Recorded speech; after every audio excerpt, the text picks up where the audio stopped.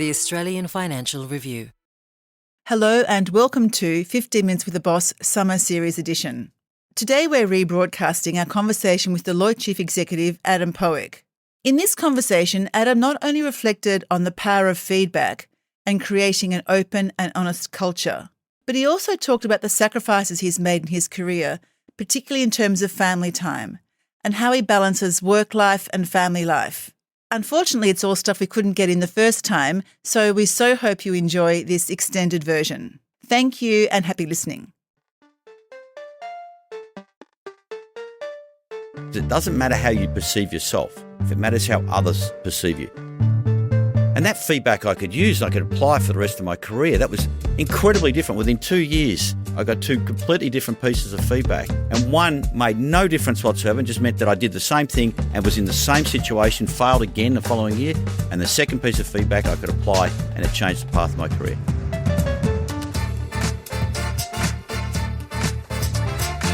Hi, I'm Sally Patton, editor of Boss from the Australian Financial Review. And welcome to 15 Minutes with the Boss, a podcast about success and failure and everything in between.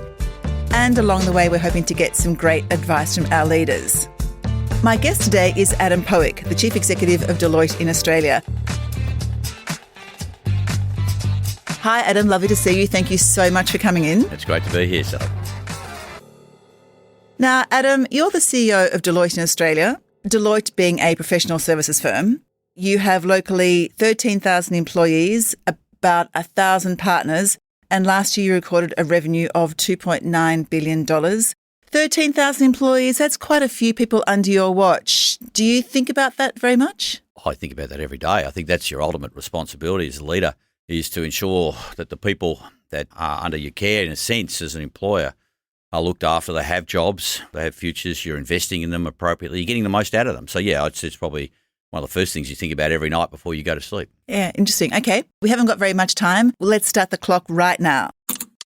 So, Adam, my first question is about your morning routine. What time do you get out of bed? What happens? Look, to be honest, this job, there is no routine. Every day is completely different. I tend to start around about 7. Look at today, got up at 7, got myself ready, went into the office, presented to a whole bunch of partners, jumped on a plane up here to see you, Sally. Then clients this afternoon will have another partner presentation in Sydney later on today, then see some global leaders and jump on the last flight home back to Melbourne tonight, getting home, 10:30, 11. That's a day. The only routine I would have in a day consistently is I try to build enough time to think at the start of the day. So I want 30 to 60 minutes where I can think. I can look at the overnight news. I can reflect on what's ahead of me that day, prepare appropriately for the day. So that's the only real part of the routine I would build in. So do you try and do that as soon as you get up at 7 o'clock? Yeah. And you'll do that while you're walking or in bed or while you're having breakfast? Both. If I've got a presentation, I actually close my eyes and run through a presentation while still in bed. But then I might go for a walk. I'll go into the study. I want to look at the news. I want to just see what's coming overnight. These sort of roles, you can't be 24 hours behind on the news cycle. And then you look at the day ahead, and today I had an interview with you. So, okay, that's interesting. So what are some of the key points or questions that might come up? So you just start to prepare for the day. So you really try and build that 60 to 90 minutes of sort of thinking time first thing in the morning. Yeah, and I don't take any meetings before midday on a Monday. I actually look at things in terms of a week, and I prepare my week. So I refuse to have a meeting before midday on a Monday. So I've got time to look at that week, think, prepare for the week ahead, and then each day try to build in enough thinking time. That was a key lesson I learned from a mentor many years ago. When did you first start doing that, having morning-free Mondays? As soon as I became CEO, I was in Asia Pac and global role before I was traveling all the time. But when I came to this role, I looked at it in the complexity of the role and said, what are some things I'm going to change? And I said, I need time to think. From day one, I told all my partners, and everybody knows, I don't get a meeting before midday on a Monday so that I can think, prepare for the week and make sure I hit the week running by the time things start. And are you tempted to do that on other days of the week too, to build in even more thinking time, or is that sufficient? No, every single day. As I said, I'll build in 30, 60 minutes every single day. Then I'll build them in on Saturday, Sunday morning before the family get up and about, just to think and scribble and really just reflect on the world around me. Interesting. And do you actually physically have a notepad nearby that you scribble always. things? Yeah, and I doodle as well, so lots of golf course doodles in there and lots of doodles.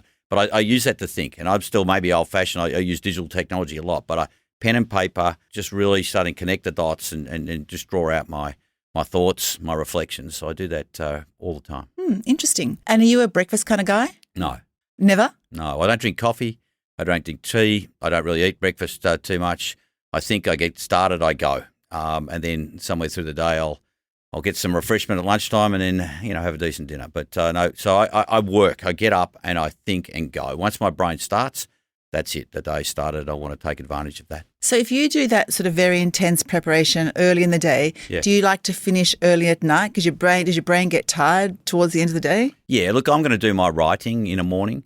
I'll do my presentation preparations in the morning. We're all different. So I'm a morning person in the sense that's when I do my best thinking and that gets you through the day. But yes, the most intense thinking I always do in the morning first thing. Okay. My next question is about a pivotal moment in your career. Was there some point in your career which really changed the trajectory of what you were doing or changed you in some major way? Yeah, look, I'll probably do two. There were two moments. You're allowed to cheat. Thank you, Sally. One was mid-90s, 1995. I was about 29 years old. I went over to the US for 2 years on a secondment with my wife and a 13-month-old baby. And that was a life-changing experience. And it wasn't easy. We had a second child. We were over there, so 2 young kids in a small apartment in a city on the other side of the world. And who were you working for at the time? Deloitte. But it completely changed my perspective of the world, gave me a global perspective. It took me out of my comfort zone. And it also gave me the confidence to know that I could succeed in a totally unfamiliar environment, which I've taken back as well. So that was number one. The second was I ran for Deloitte CEO in the back end of 2014. I came second. It was very visible. It was very visible in the media, very visible internally. And then going through that process and failing very publicly in some ways and learning how to carry yourself with grace, how to regroup, show resilience, back yourself, give yourself time to take on new opportunities. And look, here we are 10 years later, I'm in that particular role. I came back. Strangely enough, I'm now the CEO of Deloitte Australia. But they're two, I look back, pivotal moments in my career. Interesting. So when you lost out the first time, did you consciously go and acquire more skills or do different roles that would make you a more rounded candidate for next time around if it came up? I think when you go for a role and you fail, you almost park that role. I never thought it would ever come back again. But the first point of your question is absolutely, what else could I do? Why did I fail? Learn the lessons from that, and I can come back to one or two of those. Yeah, why do you think you failed? Well, it probably comes back to a number of things. It'll come back to, one of the things I see, one of the most important lessons in life is how I was perceived as a leader. So I failed to make partner twice. So I got through the third time. So I failed plenty of times in my career. And it's interesting. You usually get feedback when you fail. Just keep doing what you're doing. You're doing a good job. Just keep doing what you're doing. Now, that is BS feedback. If you ever get that feedback, that is completely inappropriate feedback. But the second time I failed as a partner, and so I also happened as CEO, it was how people perceived me. So I was a bit of a rat bag. I was a larrikin. I was a joker. I'd like a beer. And that's why I failed a couple of times as I came through to partner. I didn't realise how people perceived me. Did I have the gravitas? And this flowed through. That flowed through another, 10 years later when I was running for CEO. Could Adam really take away that joker mentality, that larrikin edge he has, and be a CEO and represent us and be it wherever it is with senior clients in a consistent way with gravitas? And so it was how I was perceived.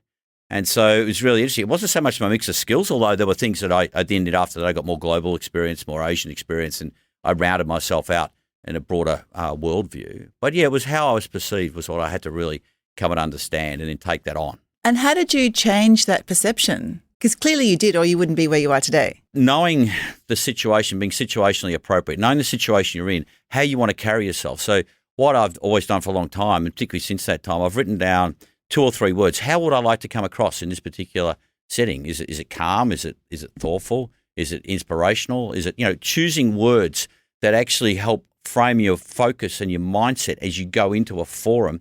And so it's appropriate for that. So situational appropriateness is something I learned. There were times to muck around and have a joke and have a beer, but there are other times when you needed to put on, a different leadership persona. So do you think about that every time you go into a forum or a meeting? The 2 or 3 things or words that I want to use to describe my behaviour in that meeting? Yeah, it's a discipline for me now. Just sit down. What are 2 or 3 words and single words that I would like to come across as part in this meeting or in this forum? After every meeting, after every presentation I present all the time, I always give myself a rating out of 10. That's also a discipline that's been instilled in me. And so what could I have improved? How could I have better engaged the audience? Was there something I could have done better? So it's this constant learning cycle, I think, and so part of it, they're the sort of lessons I learned as you go through sort of experiences like failing to get roles through your career. Yeah, interesting. They're big life lessons actually, aren't they? Yep, they are. You talk about people giving feedback. What sort of feedback doesn't work and what does work? Well, look at the example I just spoke about. The first year I didn't make partner. I was just told, you're doing a great job, just keep doing what you do. But that is BS because every human needs to improve. I need to keep growing and learning as a CEO every single day in my role. So if someone tells you you're doing fine and you don't need to do anything else, that's the worst possible piece of feedback and advice you can ever get. You should be asking, what else can I do? And as I said to you before, how am I perceived? The second year, though, I failed to make partner. I kept asking why. And eventually I got that you are perceived as a larrikin, as a lad, you have the gravitas. And then we started to talk about feedback. Okay, what can I do to change that perception? And that feedback I could use and I could apply for the rest of my career. That was incredibly different. Within 2 years, the same point in my career, I got 2 completely different pieces of feedback. And one made no difference whatsoever and just meant that I did the same thing and was in the same situation, failed again the following year. And the second piece of feedback I could apply and it changed the path of my career. So the difference there is that someone's got the courage to actually tell you what they think and someone else is just fobbing off the question with... They fob it off, kick it down the road. And kicking down the road, the one thing you learn in life is issues never get better with time. Lean in, have the honest conversation. That's the fairest for the person you're talking to. Because if they don't know, and I didn't know, I'm going to have the same issue, but it's a bigger issue in a year's time. It doesn't get better. And if I hadn't been told then, I would have kept, blindly moving on through my career with this anchor that I didn't understand. Yeah, no, it's so true. So, Adam, what's the best piece of advice you've ever been given? The number one piece of advice was actually along the theme I've just spoken about. Know how you're perceived by others. So when we go through our careers, people talk about understand your strengths and weaknesses. Yeah, that's cool. That's important. But what is more important is how others perceive you. They perceive you as being too quiet. In my case, perhaps too loud, too brash, too intellectual. You speak too much. Whatever it is, you're too analytical. You need to understand how others perceive you because it doesn't matter how you perceive yourself in life. It matters how others perceive you. And it's the number one question I think everybody should ask the people around them. How am I perceived? It takes courage, but if you do that, you get gold back. So at Deloitte, do you do 360 reviews of everybody? Yeah. And is that something that you've instigated or has that always been part of the Deloitte furniture? It's certainly at senior levels. I've helped with my talent leader instigate a 360 upward feedback because that's actually really, really critical. We always had peer feedback and if you like, downward or hierarchical feedback, but we weren't focused as much on upward feedback. And you actually learn more from the people you manage than anyone else because they see you. They actually give you feedback. They see who you really are as a leader, typically the people that work with you and who report through to you. So, 360, the upward feedback is something that I've placed a great emphasis on. Interesting, because you can't really ask people directly, right, what do you think of me? They're not going to tell you the truth. It's got to be done as some sort of survey, I guess. I probably have a slightly – yes, it's a survey and people can do that anonymously and in many cases you give more direct feedback. But I think that question, that's why it takes courage. You actually have to look someone in the eye and say, tell me how I'm perceived. How do you perceive me? Okay, that is my number one lesson I learned through that process because whispers in the background actually don't help you. So you've got to find somebody you trust and you've also got to find people close to you and importantly, it's those not as close to you who observe you from a little distance. Yeah. How do they perceive you? Yeah. But I've found I've been able to get that feedback when I make people comfortable. I let them know why I'm asking the question. So I actually have to have the courage to ask it directly. Interesting. That's really good advice. So you don't have to do it through some sort of formal program. You could actually go and just ask someone, explain why you're asking because you genuinely want some help and feedback from them. Absolutely. And I do that on a regular basis, all levels of the organisation, just ask how the leadership's perceived, how I'm perceived, what else could we be doing, and trying to make sure people understand they're comfortable enough to be able to provide that feedback as well, create an environment like that. But Adam, courage goes both ways. You're relying on the person whom you're asking to equally have a lot of courage to tell you the truth. Oh, absolutely. The number one thing I think we can do as leaders in 2024 is to create an environment of openness and transparency and honesty. Now, that's not easy, and I get that there's power distance you've got to work through, but that is the number one thing I'm trying to do as a leader at Deloitte is to create that environment where we can have those honest conversations and people feel free And so I do open Q&A with all my staff and I answer every single question. And in order it comes in. It doesn't matter what the topic is. When I first started, everyone used to put in anonymously.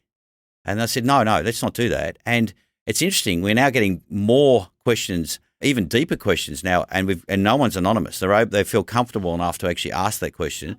My trick, of course, when I answer it or I provide feedback is not to do that in a defensive way, to do that in a constructive way. So that's the number one thing I'm trying to drive through the culture. But you're absolutely right. Courage does go both ways. Okay, interesting. All right, Adam, on that note, we're going to take a short break. When we come back, we're going to open our famous chatterbox.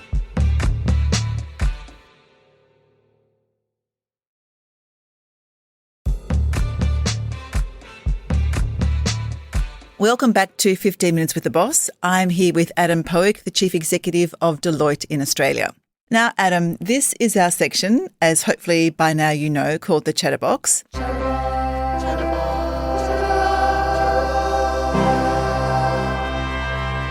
In front of you is this lovely, shiny brown box, inside which are probably 20 to 30 questions today, all folded up on little bits of paper. I'm going to invite you to have a bit of a forage around the box, pick some, and I am then going to ask you to answer them. Okay, this one. Okay, Yes. Here we go. Okay. If you had time to learn a new skill, what would it be? I'm a technologist all the way through my career. So what I want to learn about, and I'm also an aerospace engineer back in the day. So the three things that I want to learn more about right now are artificial intelligence, quantum computing, and space technology, and even the combination of those, how they're going to come together. So that's, for me, that would be what I want to learn. A new skill, I don't know, does that count as a skill, Sally? I reckon that's... Yeah, we can count that as a skill. So on the AI front and generative AI, to what extent do you use tools like ChatGPT in your own work? Yeah, no, I do. I'm learning more and more. I think this is transformative. I was an AI programmer back in the 1980s, and Right, okay. so I've followed AI for 30 years, and it hasn't excited me that much, even though there have been developments. But when ChatGPT came out, I said, this is transformative. This is where this technology gets real. All of a sudden, you democratize it, gets in the hands of users like us and using an English language interface. So I'm using it for a whole range of things right Such now. as? I'm learning, and I want to underpin all the services that we offer at Deloitte with generative AI. And for me, it is anywhere there's a knowledge source, and we're a knowledge worker profession, it is a huge boon to productivity, cuts through a whole range of things we do in a manual sense just to try to find information. So I'm incredibly excited about what we could do with ChatGPT. And I use it to research at the moment, mainly just do research on different topics and cut through, find me sources and give me a different perspective. So you almost use it like a Google search. Yeah, more sophisticated though, because what you can do is you can interrogate it in a sophisticated way, much more sophisticated way. And so we've got this training course called Prompt Like a Boss that we all go through. Sorry, what's it called? Prompt Like a Boss. How do you prompt a ChatGPT tool in a way? If you want to make an Americana pizza, you can just do how do I make Americana pizza, put in Google. Or you can say to ChatGPT, I'm a master pizza chef. I'm a specialist in Asian fusion cuisine. I've got 20 people coming along and they've got a range of different tastes that they come along and age groups there. How would I make a pizza? What would that recipe be? And if you do that, you get a completely different, a much more sophisticated answer than you ever would out of a Google search. And that's just one example. Oh, so you do courses to help your staff Absolutely. input the right questions? Yeah, and if you wanted to understand something about the accounting code, for example, there's a way I can put a simple question, or you can put a much more sophisticated. So I'm a 20-year experienced accountant. I've got global experience. Here's the topic I want to get a treatise on, which might be, I want a 300-page answer to this question. You get a very sophisticated and very different answer than you will out of a standard search. Sounds like a great course to do because it's a real skill knowing what questions to ask. Yeah, so prompt engineering is actually now a career. So we've got some of our best and brightest, youngest practitioners who now are just experts at prompt engineering. They're the ones teaching us, actually. That's what I find interesting. It's not my generation teaching the next generation. It's the youngest generation teaching us how to get the most out of these tools, which I find fascinating. Yeah, interesting. Okay, next question. Have a forage. Yeah. Are there any sacrifices that you've had to make in order for you to do your job as CEO? Yeah, there's no doubt there's sacrifices. And it's probably something that isn't spoken about too much, but you do sacrifice your family time. Because you have to travel a lot, right? Yeah, I travel and it's a lot. time consuming. I'm a lifetime platinum, and anyone who understands what that means, I have travelled a lot for 30, 40 years of my career. So you do miss the first walk, the first words, you miss some graduations. You try to make that up as well as you can on weekends and things like that. But you do miss some pretty significant moments. And so there are sacrifices. And the trick is, how do you balance that? And one of the expressions that really resonates with me is it's an All Blacks expression, play where your feet are. And what that means is be present. Where your feet are, be 100% present. I'm with you now, Sally. I'm 100% present with you. But when you're with your family, with your friends, when you're doing one of your hobbies, be present in that particular moment.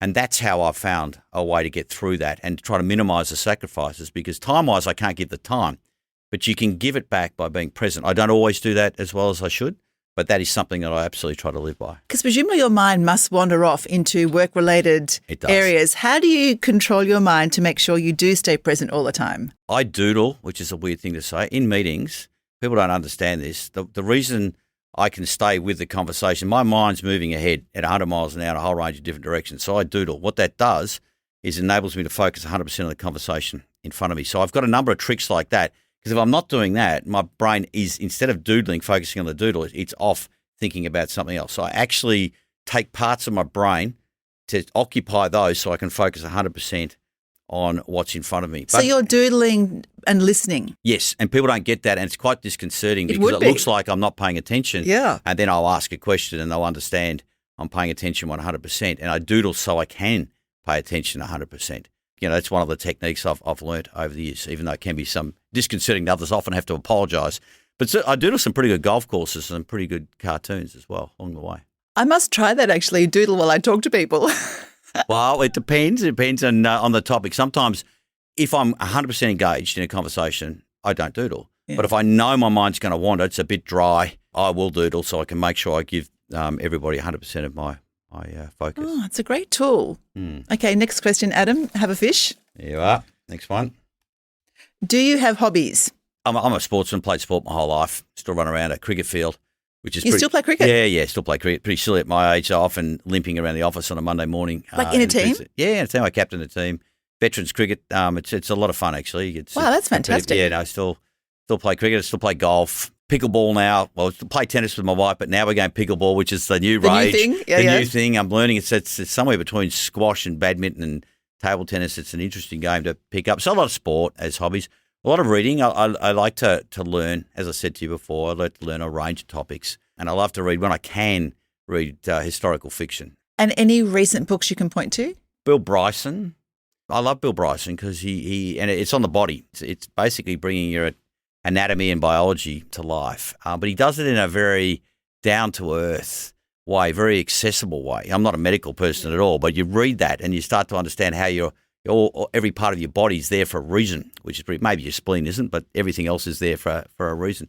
So, yeah, Bill Bryson I find a very interesting author. He can take something complex and make it simple. Yeah, it's a great skill. And how often do you get on the golf course?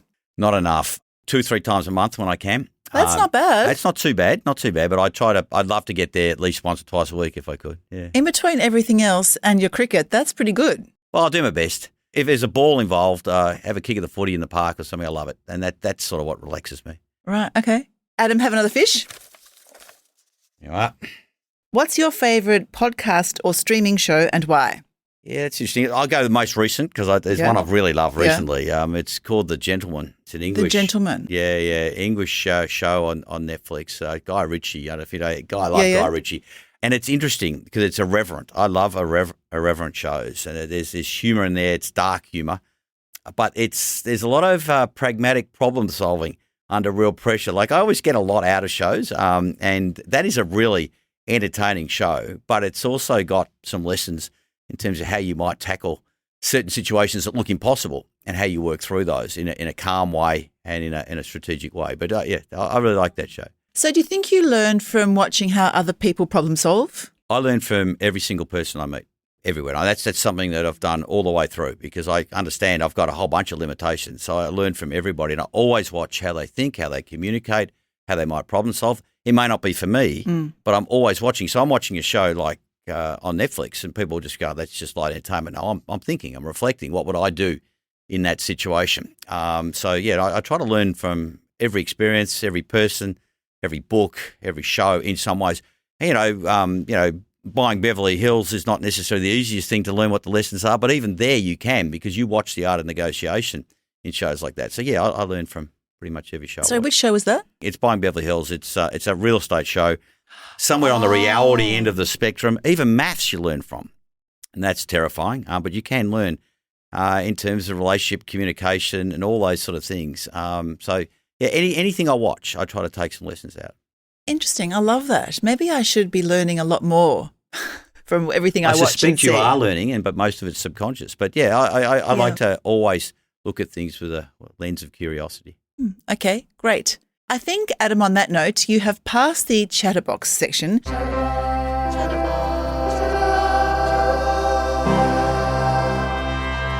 I now have one last question that we ask everybody who comes into the studio, and that is, if we gave you 12 months off, you were unencumbered, you could do anything you liked, what would you do? And you can come back to your job afterwards. Do you have the power to do that, Sally? Because if you did, I'd be very, very happy. I'm sure I can make a phone call. Thank you. That'd be wonderful. If I had 12 months, and at some stage, hopefully you do when you retire, you sort of give yourself that 12 months. The first thing I'd do is want to spend time with the people I care about. So I'd try to make sure I build in time for friends, for family, and make sure I built that in. I love travel. There's a whole bunch of things on my bucket list, places I haven't been to. Such as? Turkey or Argentina or Jordan or Botswana. There's places that I really want to get to and have a look at and understand the culture and spend some time there. Work on my golf game. That is a never-ending. It's a shockingly frustrating sport. So I want to horrible sport. You never get complacent for a second. Then probably my cricket game as well, mainly my golf game. And finally, and I touched on it a bit before, but I want to learn. So I'm going to choose topics that really interest me and go hard after those. And when I was growing up, I probably wanted to be an astronomer at one point, or either that or a professional cricketer. So I'm going to look at space, and I'm teaching myself about, and going back into Einstein's theory and a whole range of things. Space travel, where's space technology going to go? That fascinates me, and touched on before, the field of AI and quantum computing and how that might come together to solve some of the world's most important problems. So learning would be that last piece. And I think looking at that combination, I reckon I'd be pretty fulfilled. So on the space travel front, where do you think as a globe we're headed with that? It's going to be fascinating. There's probably two levels to that. One, I do think we'll get to Mars. I'd love to see, a person on the moon again. It's extraordinary to me. Very early on in my lifetime, we put a person on the moon, and here we are, 50 odd years later. We still haven't tackled that again. 55 years later, I think that's extraordinary to me. So I think getting to the moon, but getting to Mars, I think is something that's fascinating and learning about space. But I think there's another paradigm out there. I think there is a different way. We have to learn to travel beyond our solar system at some point, and warp mechanics and a whole range of things. And that's the thing I'm fascinated in. Is in 100 years' time, we have to be thinking about beyond our own world. Hopefully we save our world from an environmental point of view, but we have to be thinking how we travel further. And so there are a couple of things. I'm watching Mars, and I'm watching broader outside solar system travel over time. That is kind of mind-boggling, but I take your point. Adam, I've loved hearing about the importance of perception by other people. I love how you have recovered from failure more than once and the way you have bounced back. I love your interest in artificial intelligence and what you're doing at Deloitte to enable people to use ChatGPT and the like. Your interest in space travel is great. And thank you so much for not having to doodle while you've been talking to me this morning. And thank you so much again for allowing us to spend 15 minutes with the boss. Oh, it's been a lot of fun. Thank you very much, Sally. And that has concluded our summer series. We hope you enjoyed our extended chats. If you did enjoy them, please let us know on Apple or Spotify, and we'll be sure to do them again in the future. Next week, we'll be back to our normal 15 Minutes with the Boss podcast. I'm so pleased that our first guest is Matt Comyn, the Chief Executive of Commonwealth Bank of Australia. I'm sure it'll be a really great discussion, and we're so looking forward to bringing it to you.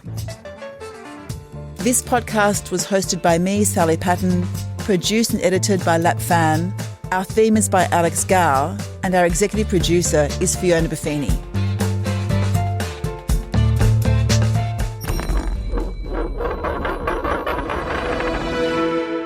The Australian Financial Review.